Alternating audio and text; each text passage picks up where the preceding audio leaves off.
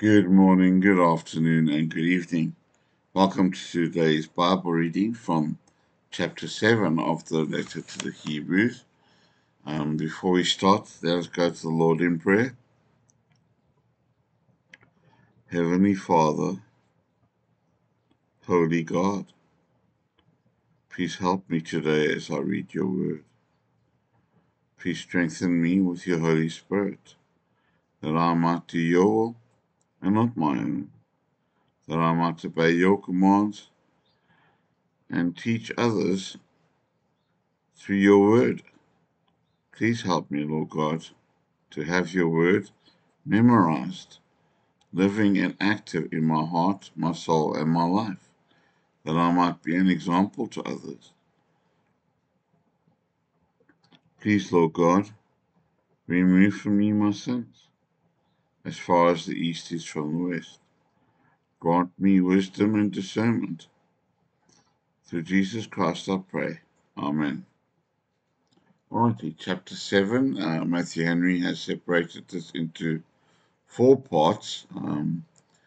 Comparison between the priesthood of Melchizedek and that of Christ, and the excellence of Christ's priesthood above the Levitical priesthood is shown, and it is applied to Christ, and then the faith and hope of the church is encouraged from this. Let's start from 1, 2, 3. For this Melchizedek, king of Salem, priest of the Most High God, who met Abraham as he was returning from the slaughter of the kings and blessed him, to whom also Abraham apportioned a tenth of everything in the first place, his name is translated King of Righteousness, and then also King of Salem, that is, King of Peace. Without father, without mother, without genealogy, having neither beginning of days nor end of life, but resembling the Son of God, he remains a priest for all time. Melchizedek met Abraham when returning from the rescue of Lot. His name, King of Righteousness, doubtless suitable to his character, marked him as a type of the Messiah and his kingdom. The name of his city signified peace, and as King of Peace he typified Christ, the Prince of Peace, the great reconciler of God and man.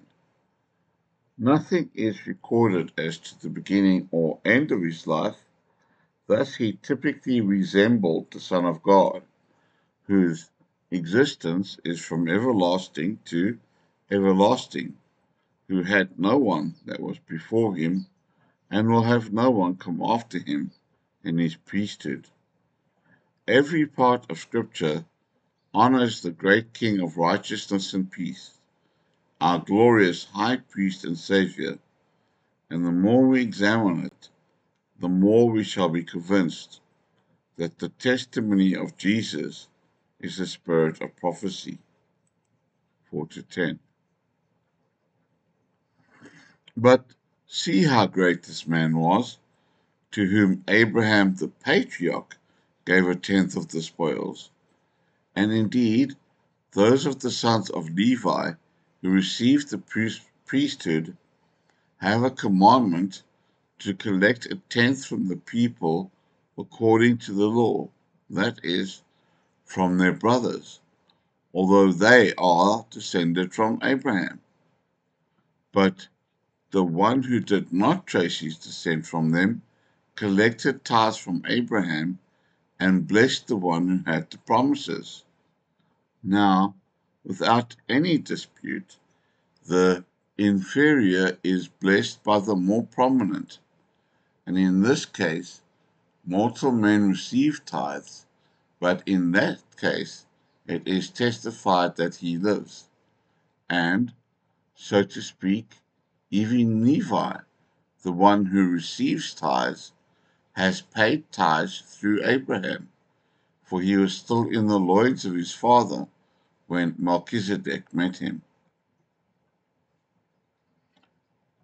That high priest who should afterwards appear, of whom Melchizedek was a type, must be much superior to the Levitical priests.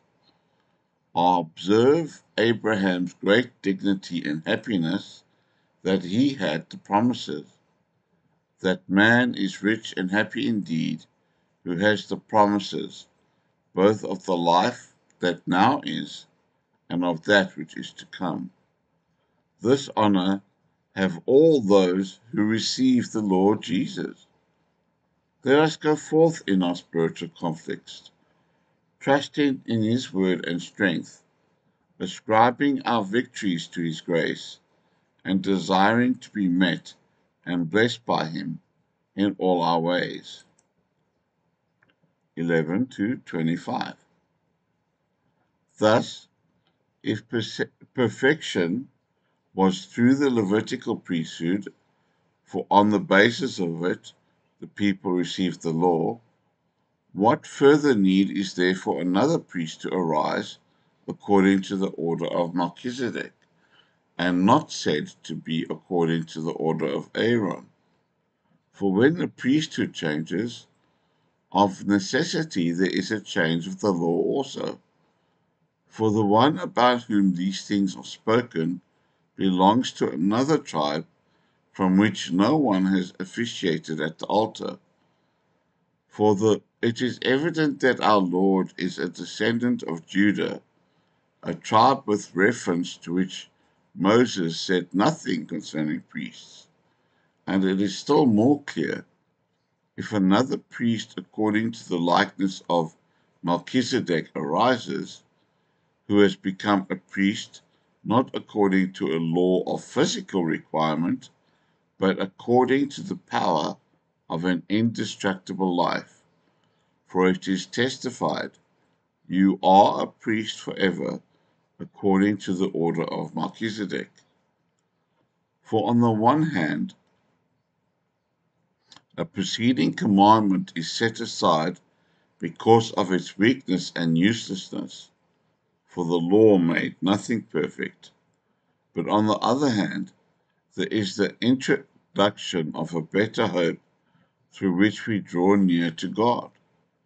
And by as much as this was not without an oath, for these on the one hand had become priests without an oath, but he with an oath by the one who said to him, the Lord has sworn and will not change his mind, you are a priest forever. By so much more, Jesus has become the guarantee of a better covenant, and indeed, many have become priests because they were prevented by death from continuing in office. But he, because he continues forever, holds the priesthood permanently. Therefore also he is able to save completely those who draw near to God through him, because he always lives in order to intercede on their behalf. The priesthood and law, by which perfection could not come, are done away. A priest is risen, and a dispensation now set up, by which true believers may be made perfect. That there is such a change is plain. The law which made the Levitical priesthood showed that the priests were frail, dying creatures, not able to save their own lives, much less could they save the souls of those who came to them. But the high priest of our profession holds his office by the power of endless life in himself, not only to keep himself alive, but to give spiritual and eternal life to all who rely upon his sacrifice and intercession. The better covenant, of which Jesus was the surety, is not here contrasted with the covenant of works, by which every transgressor is shut up under the curse. It is distinguished from the Sinai covenant with Israel and the legal dispensation under which the church so long remained. The better covenant brought the church and every believer into clearer light, more perfect liberty, and more abundant privileges. In the order of Aaron, there was a multitude of priests, of high priests, one after another. But in the priesthood of Christ, there is only one and the same. This is the believer's safety and happiness, that this everlasting high priest is able to save us to the uttermost, in all times, in all cases. Surely then it becomes us to desire a spirituality and holiness as much beyond those of the Old Testament believers as our advantages exceed theirs. 26 to 28. For a high priest such as this indeed is fitting for us, holy, innocent, undefiled, separated from sinners, and having become exalted above the heavens, who does not need every day, like the former high priests, to offer up sacrifices for his own sins and then for the sins of the people, because he did this once for all when he offered up himself. For the law appoints men as high priests who have weakness, but the statement of the oath after the law appoints a son who is made perfect forever. Amen. Praise God for Jesus, who is perfect forever. Observe the description of the personal holiness of Christ. He is free from all habits or principles of sin, not having the least disposition to it in his nature. No sin dwells in him, not the least sinful inclination, though such dwells in the best of Christians.